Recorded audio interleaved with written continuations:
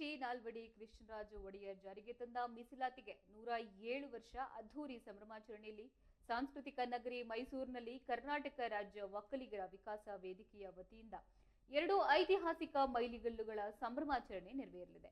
ಇನ್ನು ಸಂಸ್ಥೆಯ 15ನೇ ವರ್ಷದ ವಾರ್ಷಿಕೋತ್ಸವ ಹಾಗೆ ರಾಜರ್ಷಿ ನಾಲ್ವಡಿ ಕೃಷ್ಣರಾಜ ಒಡೆಯರ್ ಅವರು ಜಾರಿಗೆ ತಂದ ಮೀಸಲಾತಿಯ 107ನೇ ವರ್ಷದ ಸಂಭ್ರಮಾಚರಣೆಯನ್ನ ಅತ್ಯಂತ ವಿಜೃಂಭಣೆಯಿಂದ ಆಯೋಜಿಸಲಾಗಿದೆ. ಇನ್ನು ಈ ವಿಶೇಷ ಸಂದರ್ಭದಲ್ಲಿ ವಿವಿಧ ಕ್ಷೇತ್ರಗಳ ಸಾಧಕರಿಗೆ ಪ್ರಶಸ್ತಿ ಪ್ರದಾನ ಸಮಾರಂಭ ಜರುಗಲಿದ್ದು, ಸಮಾಜ ಸೇವೆಯಲ್ಲಿ ಮಿಂಚಿದ ಸಾಧಕ ಮಹಿಳೆಯರಿಗೆ ಪದ್ಮಭೂಷಣ ಯಶೋಧರಮ್ಮ ದಾಸಪ್ಪ ಪ್ರಶಸ್ತಿ ಪ್ರದಾನ ಮಾಡುವುದು.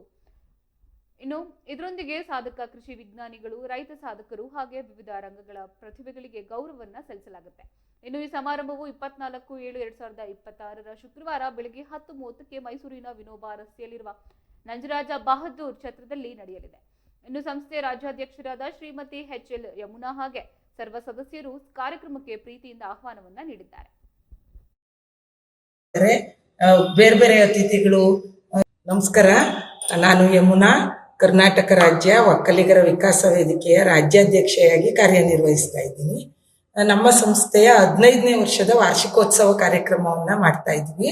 ಆ ಕಾರ್ಯಕ್ರಮದ ಸಲುವಾಗಿ ನಾವು ಏನು ಈ ಭಾಗದಲ್ಲಿ ಮಹಾರಾಜರಾಗಿದ್ದಂತ ರಾಜರ್ಷಿ ನಾಲ್ವಡಿ ಕೃಷ್ಣರಾಜ ಒಡೆಯರ್ ಅವರು ಮಾಡಿದಂತ ಮೀಸಲಾತಿಯ 107ನೇ ವರ್ಷಾಚರಣೆಯನ್ನ ಮಾಡ್ತಾ ಇದ್ದೀವಿ.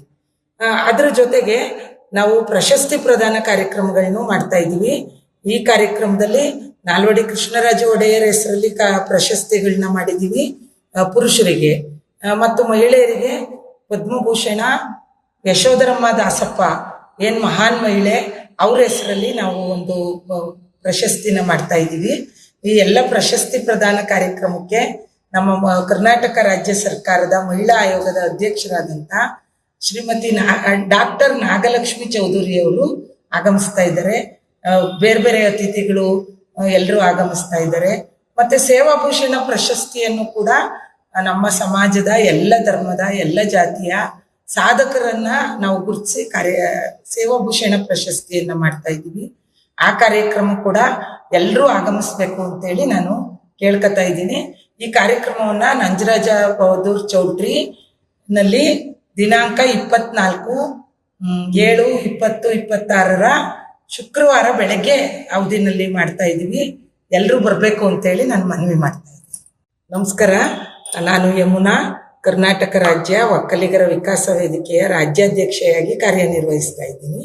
ನಮ್ಮ ಸಂಸ್ಥೆಯ 15ನೇ ವರ್ಷದ ವಾರ್ಷಿಕೋತ್ಸವ ಕಾರ್ಯಕ್ರಮವನ್ನ ಮಾಡ್ತಾ ಇದ್ದೀವಿ.